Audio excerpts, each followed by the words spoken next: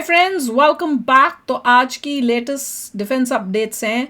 ISI module busted, oh Indian Army UAV road map, BSF crocodile and snake plan. Oh ये अभी हमने इससे पहले वाली वीडियो में वही देखा है। बहुत ही देख सुन के लग रहा था।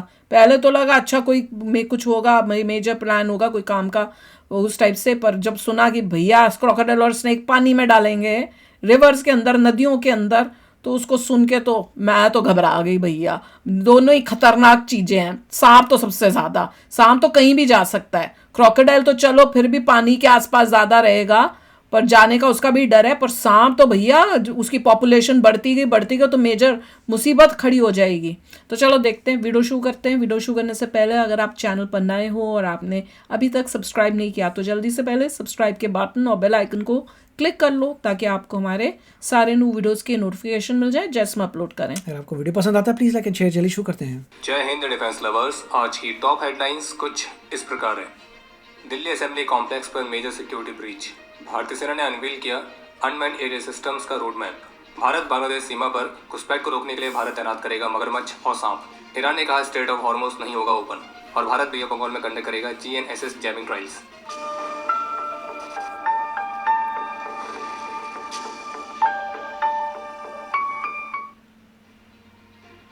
महाराष्ट्र ATS और दिल्ली पुलिस की स्पेशल सेल के जॉइंट ऑपरेशन में मुंबई से 2 और आतंकी ऑपरेटिव्स को गिरफ्तार किया गया, जो कि दिल्ली में एक बड़े आतंकी हमले को अंजाम देने की योजना बना रहे थे। और ये जो 2 गिरफ्तार, इससे मुझे याद आ रहा है कि फिल्मी रिएक्ट में हम हॉलीडे मूवी कर रहे हैं, जिसमें holiday the soldier is never of duty, जो अक्षय कुमार की मूवी, उसमें भी मुंबई में ही इसी टाइप का अटैक करने की स्टोरी है, जिसको अक्षय कुमार और उसकी टीम जो है रोकने की और इन लोगों को पकड़ने की कोशिश में है। वही अभी भी वही हम देख रहे हैं। एक्चुअल लाइफ में यही हो रहा है कि यही लोग पाकिस्तान से जो है यहाँ के लोगों को अपने साथ मिला के, इंडियंस को मिला के देश के अंदर ये सब कर रहे हैं। Bye God.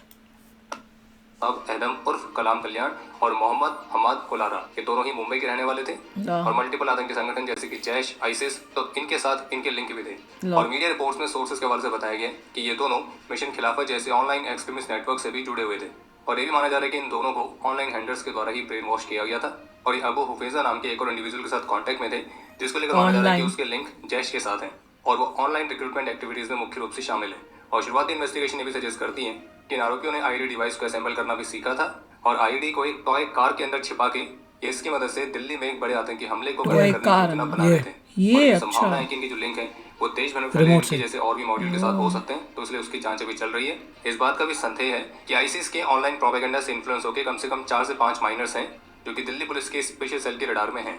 बाकी जो पकड़े गए उनसे पूछताछ जारी है। और वहीं आज दिल्ली असेंबली में भी एक मेजर सिक्योरिटी ब्रीच हुआ है, जब आज 6 अप्रैल को दिन में एक व्हीकल सिक्योरिटी बैरियर को तोड़ के हाई सिक्योरिटी प्रीमिसेस में घुस गया था। और इसी इंसिडेंट के दौरान दिल्ली असेंबली स्पीकर के व्हीकल पर इंक भी फेंकी गई है।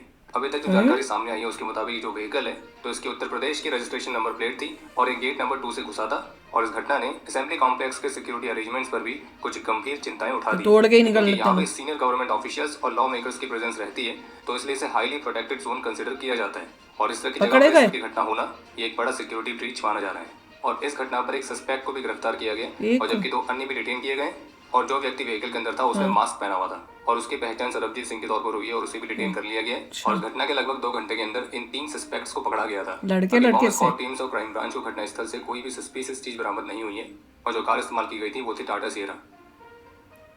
तो उसमें अंदर से कुछ मिला। बांग्लादेश के विदेश मंत्री कल मंगलवार से भारत की 3 दिन के ऑफिशियल विजिट पर रहेंगे और बांग्लादेश में नई सरकार बनने के बाद से ये सीनियर बांग्लादेशी मिनिस्टर की भारत की पहली विजिट भी होने वाली है। और इसी विजिट के दौरान जो बांग्लादेश के विदेश मंत्री हैं वो अपने भारतीय काउंटर पार्ट यानी कि भारतीय विदेश मंत्री डॉक्टर एस जयशंकर के अलावा भारत के national security adviser Shri Ajit Doval, commerce and industry minister Shri Piyush Goyal और पेट्रोलियम मिनिस्टर श्री हरदीप सिंह पुरी से भी मुलाकात करेंगे। और जबकि सोमवार को ढाका में बांग्लादेश में भारत के हाई कमिश्नर ने बांग्लादेश के विदेश मंत्री से भी मुलाकात करी थी।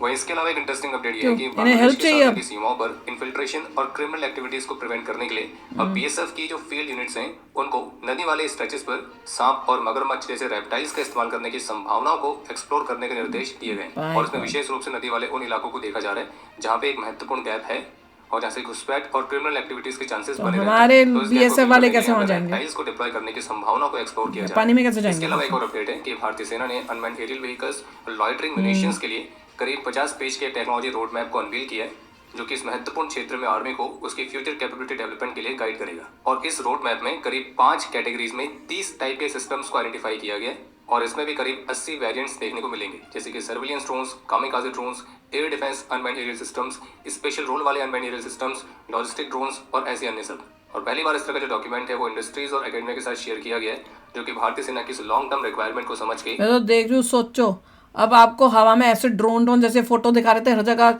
ड्रोन ही ड्रोन दिखा करेंगे, क्योंकि कोई ना कोई ऑपरेशन करना है, पर सोल्जर्स की जगह ड्रोन्स एक स्वदेशी सॉल्यूशन प्रोवाइड कर सकें और ये R&D इकोसिस्टम और प्राइवेट सेक्टर को भी एक महत्वपूर्ण बढ़ावा देगा। बाकी रशिया यूक्रेन वॉर से लेकर रिसेंट का वेस्ट एशिया कॉन्फ्लिक्ट, इन सभी ने बार बार साबित किया है कि किस तरह से ड्रोन्स हैं वो मॉडर्न वॉरफेयर में अपना डोमिनेंस बढ़ाते जा रहे हैं, और इसलिए भारत भी ड्रोन्स के माध्यम से नेक्स्ट जनरेशन वॉरफेयर को डोमिनेट करने की सारी तैयारियां कर रहे हैं।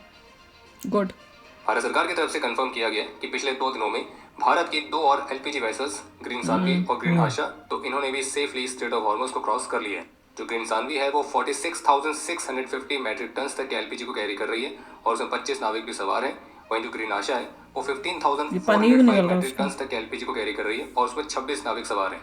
और अब वर्तमान समय में west and Persian gulf region में भारत की 16 वेसल्स बची हुई हैं, इसमें टोटल 433 भारतीय नाविक सवार हैं। इसके अलावा फॉक्स न्यूज को प्रेसिडेंट ट्रंप ने कंफर्म किया है कि अमेरिका ने दिसंबर 2025 में ईरान में प्रदर्शन कर रहे प्रदर्शनकारियों को गन्स भेजी थी, और ये भी बताया कि ये जो गन्स है विशेष रूप से एथनिक ग्रुप कुर्ड्स को भेजी गई थी, जो कि ईरान, इराक, सीरिया और टर्की के बीच डिवाइडेड एक एथनिक ग्रुप है। ईरान के विदेश मंत्रालय की तरफ से कंफर्म किया गया है कि उन्हें कुछ फ्रेंडली कंट्रीज के माध्यम से अमेरिका का 15 पॉइंट वाला प्रपोजल मिला है, लेकिन ईरान का कहना है कि अमेरिका का जो ये प्रपोजल है ये पूरी तरह से अनरीजनेबल है और इलॉजिकल है।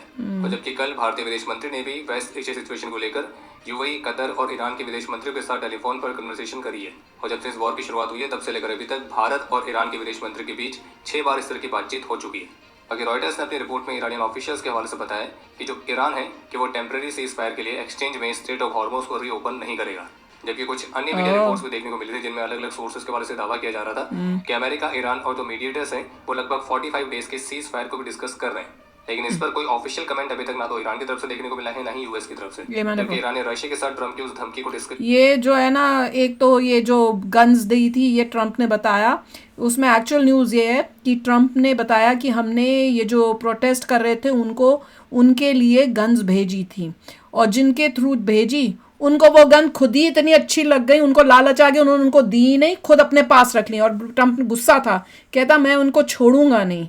तो वो उनके साथ उनको भी अब सबक सिखाना पड़ेगा कि तुमको भेजी थी और तुमने अपने पास रख ली, कि वो प्रोटेस्टर्स के लिए रखती थी अपनी प्रोटेक्शन के लिए, कि तुम प्रोटेक्ट कर सकते हो अपने प्रोटेस्ट के लिए, और वो खुद ही अपने रखे, वो भेजी नहीं। और दूसरा ये जो बात करें सीज फायर की कि भैया उसमें 48 या 45 डेज के लिए सीज फायर करने की, उसकी बात ये अब जो मैंने अभी तक सुनी थी वो ये थी, ये मिलके पाकिस्तान और कौन था, ये इजिप्ट और इजिप्ट था, टर्की था, ये सब मिलके जो हैं उन्होंने ये बात को कोशिश की कि 45 डेज के लिए सीज फायर हो जाए, जिसमें ईरान मान जाए कि उस 45 डेज में ओपन करके रख देगा वो स्ट्रेट ऑफ हॉर्मुज। तो ये प्रपोजल जो है भेजा गया है, और अब पता नहीं था, तब तक ये न्यूज़ नहीं थी कि वो एक्सेप्ट कर रहे हैं कि नहीं कर रहे हैं, तो लग रहा है कि अब उन्होंने किया नहीं है। पर ये पाकिस्तान जो है बड़ा इनिशिएटिव लेने की कोशिश कर रहा है ये सब चीज़ों की, और यहाँ के न्यूज़ में उसका नाम खास आ रहा है, मतलब उसकी तो चाल चल ली उसने कि भैया कि हम आ जाएं, हमारा नाम भी हो जाए कि हम कोशिश कर रहे हैं। अब नहीं हो रही वो बात, बनी ना बनी, पर न्यूज़ में तो आ ही जाता है ना नाम पाकिस्तान का। ये है ऑफ हॉर्मुज रीओपन ना होने पर ईरान के सभी महत्वपूर्ण पावर प्लांट्स पर हमला करने की धमकी दी गई है। ईरानी नेवी का स्पष्ट रूप से कहना है कि स्ट्रेट ऑफ हॉर्मुज में अब इरिवर्सिबल चेंजेस हुए हैं और वो अपने पहले वाले स्टेटस पर वापस नहीं जाएगा, विशेष रूप से US और इसराइल के लिए। और इसराइल के डिफेंस फोर्सेस की तरफ से कंफर्म किया गया कि उनके लेटेस्ट स्ट्राइक में ईरानियन IRGC के इंटेलिजेंस के प्रमुख मजीद खदमी को उन्होंने एलिमिनेट कर दिया, और इसकी पुष्टि ईरान की तरफ से भी की गई है। और वहीं ईरान ने भी कुवैत के बोगियन आइलैंड पर US कैंप्स पर स्ट्राइक करी है। बाकी अमेरिका के 15 पॉइंट वाले प्रपोजल पर ईरान के विदेश मंत्रालय की तरफ से भी कहा गया कि ये जो प्रपोजल है अत्यधिक डिमांड वाला है, हमने अपनी मांगों का एक अलग से सेट तैयार कर लिया है और उसे औपचारिक रूप से दे भी दिया है। और इस संभावना को नजरअंदाज नहीं किया जा सकता है कि इस्फहान में जो पायलट रेस्क्यू ऑपरेशन हुआ तो वो ईरान के इनरिच्ड यूरेनियम को सीज करने के ऑब्जेक्टिव से किया गया एक डिसेप्टिव ऑपरेशन भी हो सकता था।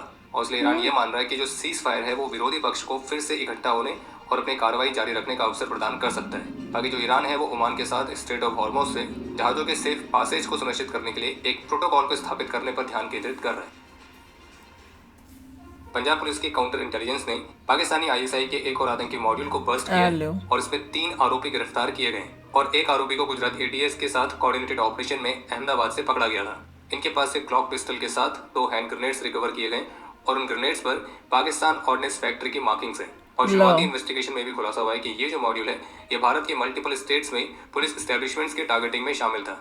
वहीं एक और अपडेट है कि दिल्ली, पंजाब और भारत के अन्य हिस्सों में आतंकी हमलों को अंजाम देने के इरादे के साथ जो भारत में आर्म्स और एक्सप्लोजिव्स को स्मगल करने की पाकिस्तान की कॉन्स्पिरेसी चल रही थी, तो इस पर एनआईए ने इन्वेस्टिगेशन को लॉन्च किया है और ये सामने आया कि आईएसआई का एक ऑपरेटिव जिसका नाम जसवीर चौधरी बताया जा रहा है, तो वो इस टेरर मॉडल को रन कर रहा था और उसने इस योजना के तहत इस वर्ष फरवरी के महीने में ड्रोन्स के माध्यम से भारत पाकिस्तान सीमा से आईईडीज और आर्म्स भेजे थे। और ये साजिश सामने आई थी 10 फरवरी को जब पंजाब की स्पेशल ऑपरेशन सेल ने इनके एक ऑपरेटिव को गिरफ्तार किया था जिसका नाम था शुभम कुमार, जो कि उत्तर प्रदेश के सीतापुर का निवासी है और उसके पास से रिमोट कंट्रोल के साथ मेटालिक केस में पैक किया गया आईईडी रिकवर किया गया था और साथ में पिस्टल और एम्यूनिशन भी था। फिर इसके बाद ये खुलासा हुआ कि जो पाकिस्तानी आईएसआई ऑपरेटिव है जिसका नाम जसवीर चौधरी बताया जा रहा है और उसके इंडियन एसोसिएट्स दिल्ली, पंजाब और भारत के अन्य क्षेत्रों में एक्सप्लोजिव्स करने के लिए आईईडीज और एम्यूनिशंस को इकट्ठा कर रहे थे। बाकी ऑफिशियल्स का कहना है कि इस मॉड्यूल के अन्य मेंबर्स को भी ढूंढा जा रहा है और जो जसवीर चौधरी है तो इसकी भी जो असली पहचान है तो उसको सुनिश्चित करने का प्रयास चल रहा है, क्योंकि पूरी तरह से संभव है कि जसवीर चौधरी इसका असली नाम नहीं है। लास्ट वाली पार्ट इंटरेस्टिंग था कि नाम भी बदल के सब करके ये इस टाइप से भी काम कर रहे हैं। शौक लगता है कि आजकल जमाने में भी ऐसा हो रहा है। इतना है, ऑपरेशन सिंदूर कर दिया, इतना कुछ कर दिया, उसके बाद भी ये खत्म ही नहीं हो रहा बल्कि और ही होता जा रहा है। ये वही है ना, बता रही हूँ मैं, सोशल मीडिया और ऑनलाइन से जो है ना कांटेक्ट कर करके दिमाग वो इजी प्रे ढूंढते हैं पाकिस्तान वाले कि इनका दिमाग जो है हम अपना मैनिपुलेट करके उनको कर सकते हैं अपनी तरफ। वो यही तो चेक करते रहते हैं। तो जो भी दिखाते हैं बड़ा पाकिस्तानी प्रेम, वो उनको दिखता है कि भैया ये लोग इजी हमारे आ जाएंगे, चंगुल में फंस जाएंगे ऑनलाइन और इसके थ्रू, और फिर उनसे काम करवाते हैं अलग अलग वे से।